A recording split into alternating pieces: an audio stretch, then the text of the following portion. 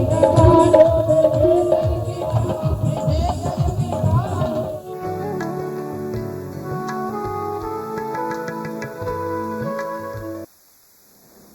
आप देख रहे हैं प्रदेश का सबसे भरोसेमंद news channel India news Madhya Pradesh Chhattisgarh और मैं हूं आपके साथ सचिन दुबे। बड़ी बहस में आज बात होगी सियासी रामधुन को लेकर। दरअसल राजधानी भोपाल में बीजेपी और कांग्रेस नेताओं का घुटना तोड़ने से शुरू हुई राजनीति के बाद रामधुन पर ही आमना सामना हो गया है। दिग्विजय सिंह ने कांग्रेस नेताओं के साथ मिंटो हॉल स्थित गांधी प्रतिमा से बीजेपी विधायक रामेश्वर शर्मा के घर की तरफ बढ़े। रामेश्वर शर्मा के घर से 200 मीटर पर की गई बैरिकेडिंग के पास वह रुक गए। पुलिस से पूछा कि आगे जा सकते हैं क्या, तो पुलिस ने मना कर दिया। उसके बाद वह सड़क पर आधे घंटे बैठकर भजन किया और फिर वहां से लौट गए। वह दिग्विजय सिंह के आने की खबर पर विधायक रामेश्वर शर्मा अपने समर्थकों के साथ रामधुन छोड़कर बाहर निकल आए। बाद में पुलिस ने सभी को अंदर किया। गेट के अंदर बैठकर सभी ने भजन शुरू कर दिया। दिग्विजय सिंह के लौट जाने पर रामेश्वर शर्मा बोले कि दिग्विजय रामधुन में नहीं आ रहे हैं, वो रामधुन का कहकर कहीं और चले गए। मैं तो उनके इंतजार में बैठा हुआ हूं। वहीं इसके पहले दिग्विजय सिंह ने ट्वीट करके कहा कि बीजेपी विधायक ने कांग्रेसियों के सामने घुटने टेक दिए हैं। इस पर रामेश्वर शर्मा ने पलटवार करते हुए रीट्वीट किया कि मंदिर स्कूलों में तो 70 साल से बच रही है, मस्जिदों और मदरसों में बचवाइए तो बड़ी मेहरबानी होगी राजा साहब। तो इसी मुद्दे पर करेंगे आज की बड़ी बहस। बड़ा पैनल भी जुड़ेगा हमारे साथ, लेकिन उससे पहले नेताओं के बयान सुन लीजिए। उनने ही कहा था कि मैं रामधुन करने रामेश्वर के बंगले पे जाऊंगा, तो मैंने उनके स्वागत की पूरी तैयारी करी है। मैंने किस आदेश से मैं रास्ता बंद कर सकता हूँ? सामने वाले को सामने घर में आयोजन है, सामने वाले घर आने वाले सारे रास्ते क्यों बंद करे? पुलिस ने पूछ सकते कि नहीं पूछ सकते? मेरे भाई साहब, उनने जो लिखा था मैंने उसके अनुसार चला। वो क्यों नहीं आए ये उनका काम है, क्योंकि वो राम के शरण में नहीं आ सकते थे, क्योंकि वो 70 साल से राम विरोध कर रहे थे, वो राम जन्मभूमि का विरोध कर रहे थे, वो भारत की शक्तियों का विरोध कर रहे थे। और इसलिए राम उन्हीं को बुलाता है जिन पर राम की कृपा होती है, उस पर कृपा नहीं थी। नहीं जी ने अहिंसा से ब्रिटिश हुकूमत को हटाया। हम लोग इसी रास्ते पे चल रहे हैं। कांग्रेस प्रेम, सद्भाव, अहिंसा और सद्भावना से काम करती है। हम लोग वैमनस्यता से काम नहीं करते। हम तो उनको सन्मति देने के लिए जा रहे हैं। उनको सन्मति देने के लिए, लेने के लिए अगर पुलिस की आवश्यकता है तो हम कहते हैं, जब भाजपा डरती है पुलिस को आगे करती है।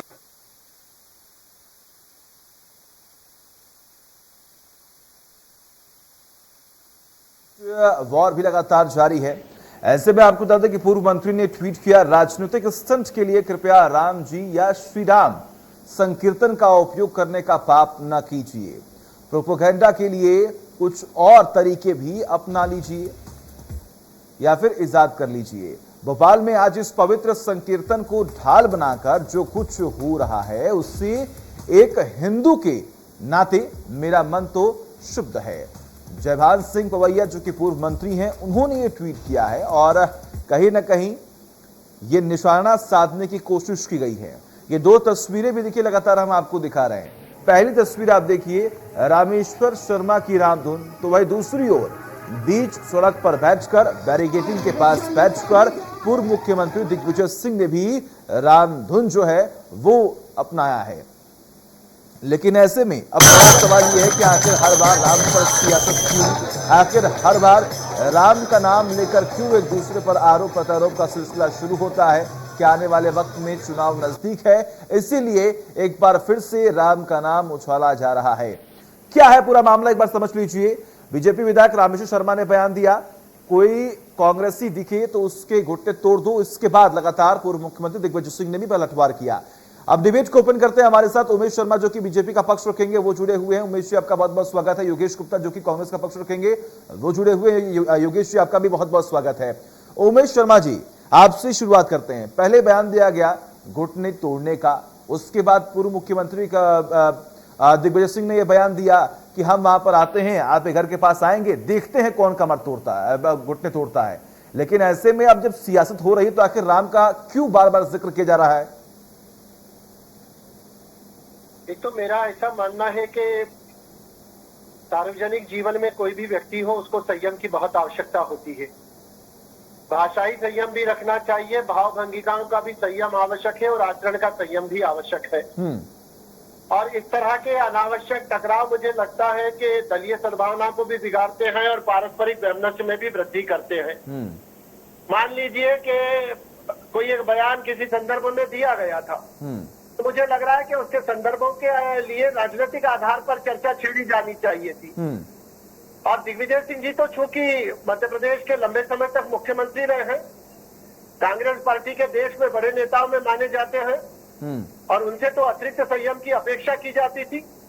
और मुझे लग रहा है कि जिस सामान्य सी बात को जिस असामान्य ढंग से उन्होंने लिया है और जिस प्रकार का तूल उन्होंने इस मामले को बनाकर रख दिया है, तो मुझे लग रहा है कि ये जो कुछ भी घटनाक्रम घटा है ये किसी को भी मुझे लगता है कि ठीक नहीं लग रहा होगा। और राम चूंकि हम सबके आराध्य के हैं, हम सब राम जी में विश्वास करने वाले लोग हैं।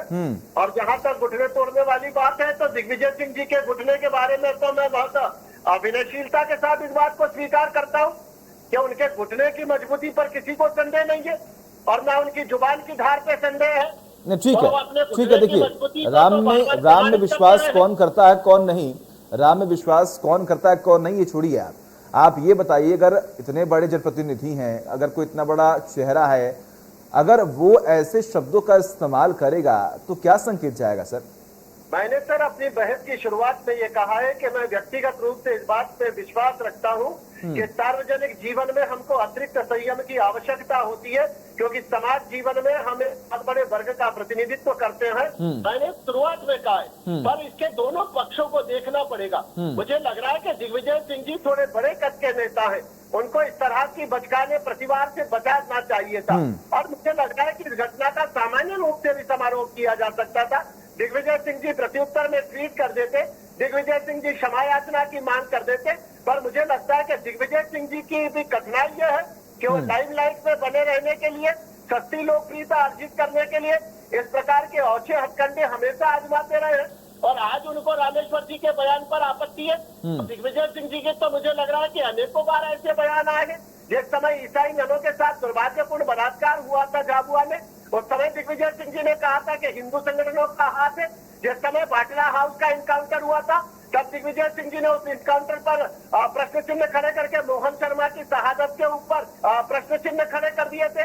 और जिस समय मुझे लग रहा है कि इस तरह के बहुत सारे जाकिर नाइक को जो व्यक्ति शांति दूत मानता है, और आज दिग्विजय सिंह जी को रामधुन याद आ रही है। ठीक है, ठीक है। जो अब तक राम विरोधी रहे हैं, जो अब तक राम विरोधी रहे हैं, आखिर उनको राम का साथ क्यों चाहिए? आपका सवाल यही है योगेश जी। अब तक जो कांग्रेस पार्टी, कई बार ऐसा हुआ है जब राम के खिलाफ बयान दिए गए हैं, चाहे वो कहीं पर की बात कर ले, चाहे जनता के बीच में हो या फिर कोर्ट में बात कर ले, लेकिन दिग्विजय सिंह भी वो नेता है जो लगातार राम को लेकर कई बार ऐसे बयान दे चुके हैं जिसकी वजह से उन्होंने सुर्खियां बटोरी है। तो अब तक जो राम विरोधी थे, अब वो राम का साथ क्यों ले रहे हैं? देखिए अनिल जी, दिग्विजय सिंह जी को राम विरोधी कहना कतई सही नहीं है। माननीय दिग्विजय सिंह के राघवगढ़ में, उनके मंदिर में 10 भगवान श्री राम के मंदिर हैं जिसमें अखंड ज्योत लगातार जलती है और प्रभु श्री राम के वो अनन्य भक्त है। ये बात किसी को कहने की या किसी से सर्टिफाइड लेने की जरूरत नहीं है। दिग्विजय सिंह जी एक गांधीवादी नेता है। गांधीवादी नीति पर अमल करते हुए रघुपति राघव राजा राम सबको सम्मति दे भगवान, इसमें क्या अर्थ का अनर्थ हो गया जो मेरे मित्र उमेश शर्मा जी तिलमिला उठे हैं। राम नाम की लूट है, लूट सके तो लूट। तो राम, प्रभु राम सबके आराध्य है, मर्यादा पुरुषोत्तम है। मेरा तो ये मानना है कि आप प्रभु राम के नाम का उपयोग करके सत्ता के शिखर तक तो जा पहुंचे हैं। निवेदन करता हूँ आपके चैनल के माध्यम से, प्रभु श्री राम के आदर्शों का पालन भी तो कीजिए जनाब। श्री राम ने कितने आदर्श समाज में स्थापित किए हैं, क्या उन आदर्शों का आज भारतीय जनता पार्टी या उनके नेता अनुपालन कर रहे हैं? रही बात भारतीय जनता पार्टी के बड़बोले नेताओं की, रामेश्वर शर्मा, विश्वास सारंग जैसे 2-3 ऐसे बड़बोले नेता हैं जिनके निशाने पर हमेशा से दिग्विजय सिंह रहे हैं। दिग्विजय सिंह जी से पूरी भारतीय जनता पार्टी और आरएसएस इसलिए खफा रहती है या नाराज रहती है क्योंकि हमेशा से दिग्विजय सिंह जी के निशाने पर पूरा राष्ट्रीय स्वयंसेवक संघ और पूरी भारतीय जनता पार्टी के बड़बोले नेता रहते हैं। ये बयानबाजी जो बेफिजूल की बयानबाजी, जिससे मैं उमेश शर्मा जी के इस बयान से सहमत हूँ कि बेफिजूल की बयानबाजी जिसका कोई औचित्य नहीं था कि कांग्रेसियों के घुटने तोड़ देंगे, ना अभी कोई चुनाव का समय है, ना कोई चुनावी सभा थी। मतलब मैं आपकी जानकारी और दर्शकों की जानकारी के लिए बता दूं, रामेश्वर शर्मा का जो पिछला चाल चरित्र रहा है वो बजरंग दल के गुंडे रहे भोपाल शहर में। मैंने उनको उस दल को संचालित करते हुए देखा है और जब फटी स्लीपर और मतलब नहीं, इनके पास कुछ भी नहीं था। योगेश जी, बजरंग दल के गुंडे से क्या मतलब है आपका? बजरंग दल के गुंडे से क्या मतलब है आपका? बजरंग दल में जो है वो गुंडे होते हैं। बजरंग दल के गुंडे से तात्पर्य है कि बजरंग दल के नाम पर इन्होंने सर्वाधिक अगर परेशान किसी को किया है तो आप खुद देखिए, आप ऐसे बयान देते हैं और फिर बाद में कहते हैं कि नहीं हमारा मतलब कुछ और था। मेरी बात पूरी आने दीजिए। बजरंग दल के गुंडे से तात्पर्य है कि बजरंग दल का गठन करके इन्होंने सर्वाधिक परेशान हम हिंदुओं को ही किया है। हिंदू व्यापारियों से चंदा वसूली करी है, ये चंदा मामा भी कहे जाते हैं। ठीक है, तो उमेश राम जी के नाम पर चंदाखोरी और राम के नाम पर सीधा जोरी, ये रामेश्वर शर्मा जी के लिए नया नहीं है। ठीक है उमेश जी। सचिन जी, बस कठिनाई यही होती है, ये जिस तरह की अभद्र भाषा बोलने की शुरुआत योगेश जी ने करी है। मेरी तो खैर भाषा स्तर कभी ऐसा होता नहीं है और मैं भाषाई दारिद्र्य में विश्वास भी नहीं करता हूँ।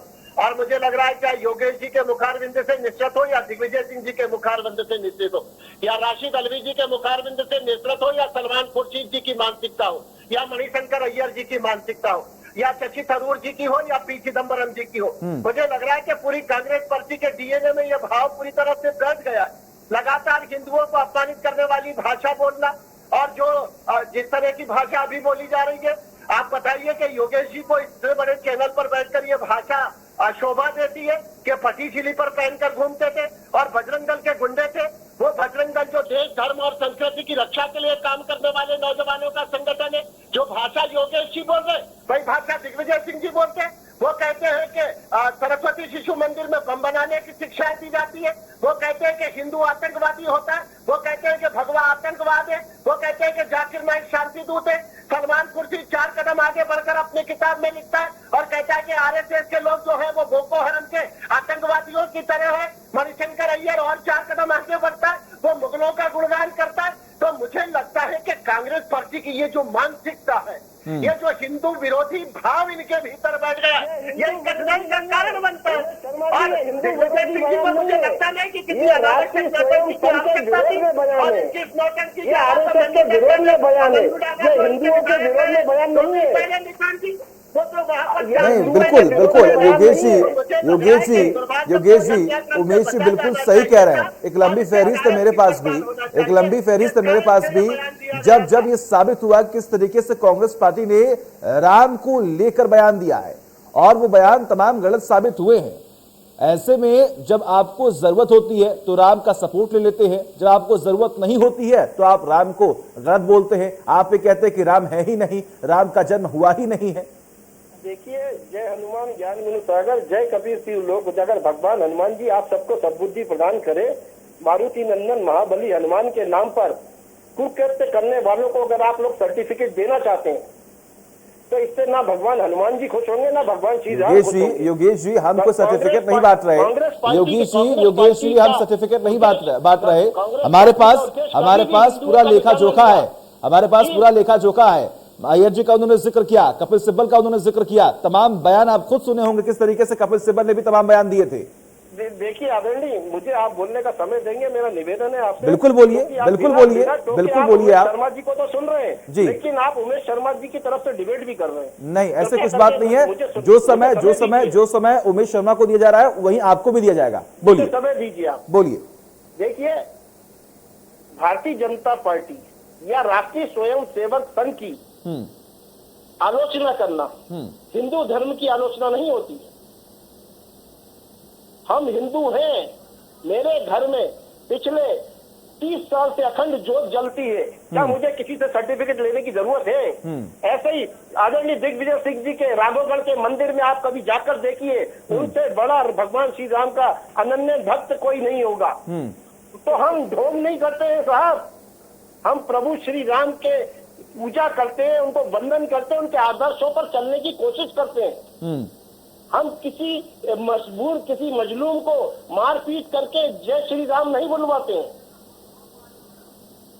तो देखिए, इस प्रकार के लोग जो वर्गीकृत किए जाते हैं, उनको आप डायरेक्टली हिंदू धर्म से जोड़कर आप हम हिंदुओं का ही अपमान कर रहे हैं। अच्छा योगेश जी, ठीक है उमेश जी, योगेश जी, ये जो राहुल गांधी जी ने कहा था कि जो लोग मंदिर जाते हैं वो लड़कियां छेड़ने के लिए जाते हैं, तो इस तरह के हिंदुत्व का पालन करते हैं क्या? राशिद अलवी जी ने कहा है कि जो राम का नाम लेते हैं वो लोग निशाचर है, वो राक्षस है, इस तरह के राम की भक्ति करते हैं क्या? कपिल सिब्बल ने हलफनामा दायर करके कहा था कि जवाब दे रहा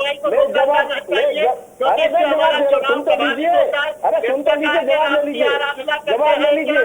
आपका कौन सा हिंदुत्व है? अरे आप जवाब ले लीजिए, जवाब ले लीजिए।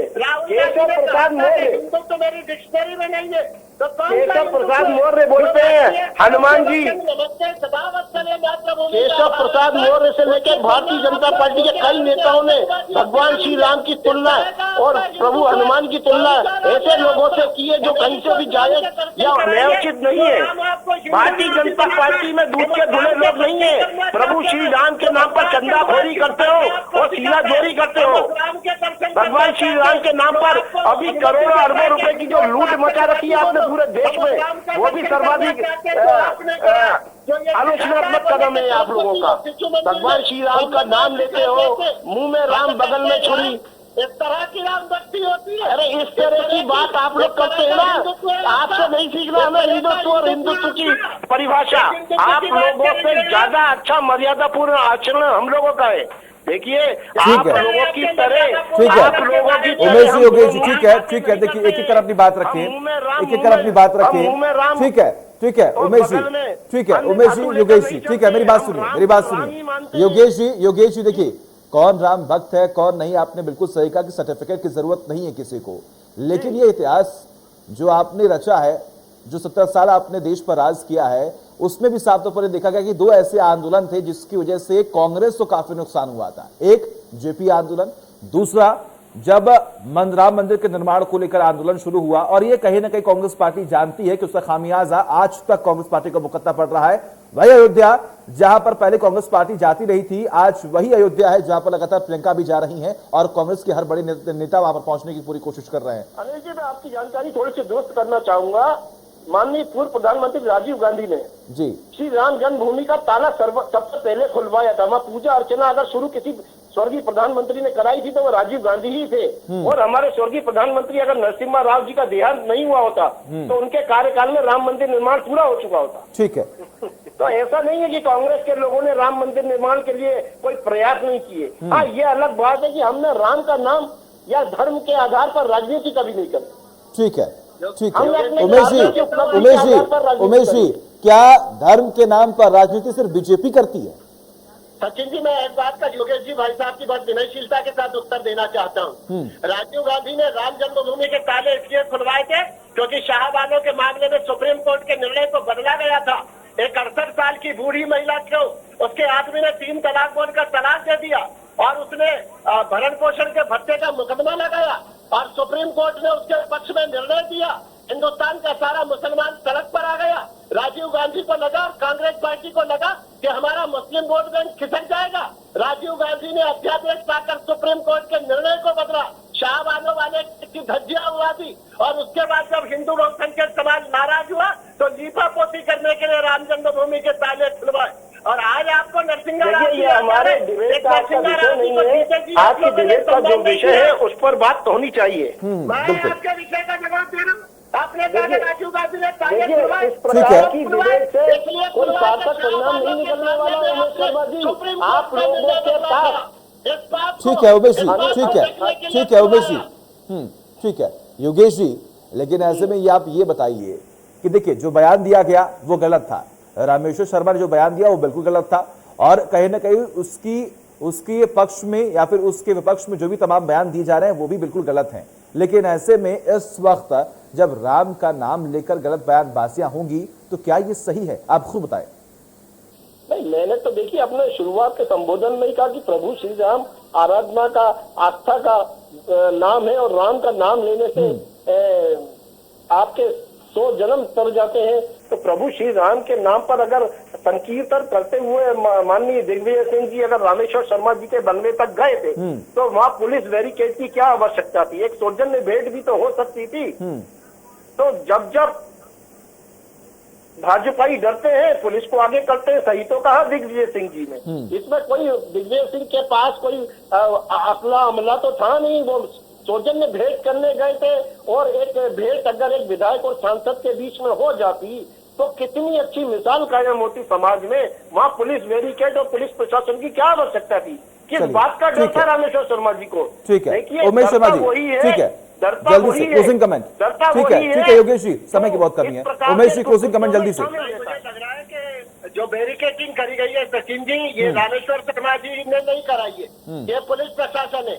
लॉ एंड ऑर्डर कंट्रोल करना पुलिस प्रशासन की जिम्मेदारी होती है।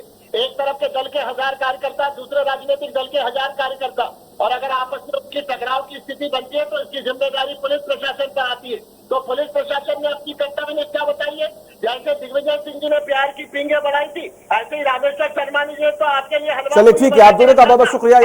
उमेश जी आपका बहुत बहुत शुक्रिया। योगेश गुप्ता जी आपका बहुत बहुत शुक्रिया अपना कीमती वक्त देने के लिए और बड़ी बहस का हिस्सा बनने के लिए। सुना आपने, आरोप प्रत्यारोप लगते रहेंगे लेकिन ये सियासत की रामधुन आखिर कहां तक जाती है ये तो आने वाला वक्त ही बताएगा। एक ब्रेक।